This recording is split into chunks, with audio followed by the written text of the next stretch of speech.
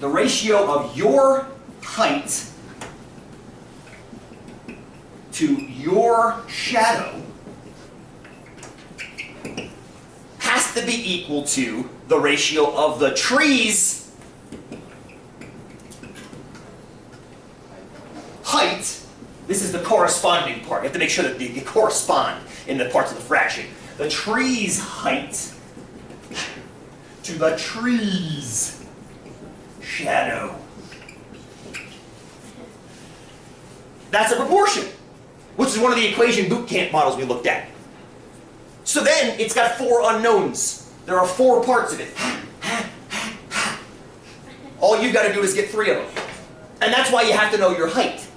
You can get the shadows. I brought a tape measure to get the shadow with. And I get our shadow. But you also have to have one vertical height to compare the other vertical height to. So from our numbers right here, we're going to end up with your height is 6 feet. Your shadow is 3 feet. That has to be the same. There's a lot of power in that equal sign. It's amazing. A lot of power in that equal sign. The tree's height, which we don't know, I call it T, over the tree's shadow, which was 60 feet. Then all you got to do is solve it. And you can solve it any way you want to. I think a bunch of you did it in your head. You just figured out that the shadow is half the height. So if the shadow is 60, then the height has to be double whatever the shadow is. Of course, you can also just solve the equation using any Lego method or any other method, cross multiplication, whatever you guys want to do. At this point, it's up to you guys. There's no graph. You could also graph it if you wanted to. Yeah, Brittany, go ahead. If you were going to do this experiment on your own, wouldn't you have We're going to. That you have to measure your, you have to do it at the same time, exactly. You do, don't you? Good question. You got to make sure you're measuring the heights of the, or the lengths of those shadows at the same time of day.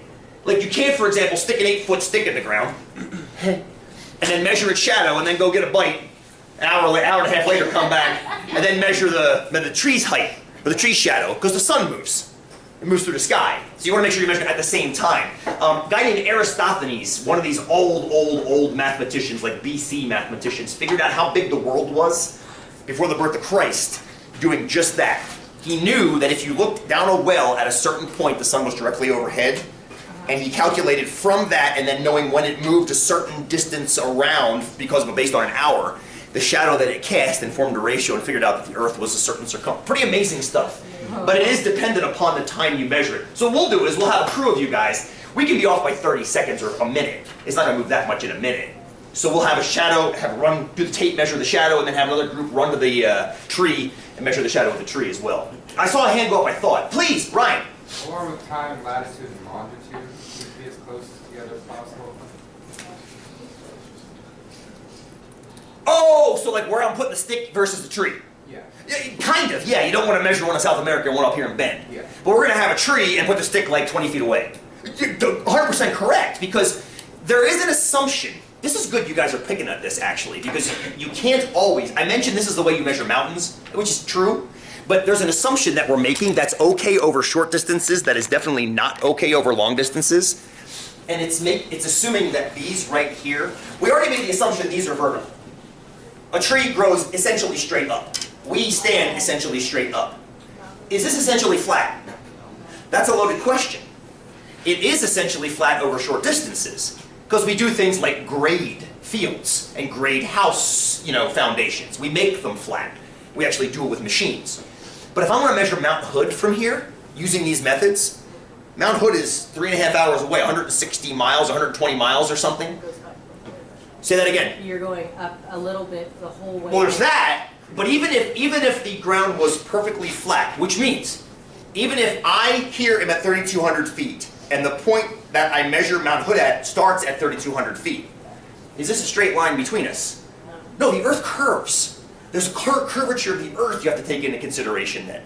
So over a long distance, we'd have to account for that. But we're talking about being on the field at Mazama, which means we don't have to worry about that at all. Does that make sense? Yeah, that's a very, very good point. The time and the distance is a good point. I'm controlling for that by having us do it during Math 105 and making sure we're on the field of Mazama, which is arguably flat. It's actually got a lot of potholes in it, but we're not going to, we'll just ignore those. Have you ever twisted their ankle on Mazama's field? I've done it a couple times in total fit. I've caught my foot on those sprinklers that stick up too high, and then I've gotten, the worst is when you go into the worst is running barefoot and running through deer poop. But getting your ankle twisted in one of those potholes is When there's sections in that field that soak up water more than others, you may have noticed the south side tends to hold water more than the north side. So anyway, it's getting sidetracked. What's that? You play rugby barefoot until fit? Oh God, yeah, a day like today, it's perfect. What? What? You don't wear cleats? No! I'm old, I can't catch them anyway. Might as well enjoy it. I mean, total fit. When are you It's gonna do fantastic. it? I can't do it this term because of negotiations. Soon. I'm going to try to sneak them in back half. Okay, good. So this is one way. This is one way to use similar triangles.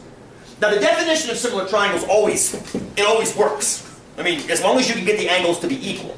But the trick is, this one only works if you can get a shadow. Right? If we want to go outside and do this with the shadow today, we have to stick the stick on the ground and then measure using the shadow, and then we call it good. But what if it's a cloudy day? Well, then you can't do this, because you can't cast a shadow. So I want to look at two other cases. I want to call this next case the mirror case. So I brought a mirror today, because this is kind of fun.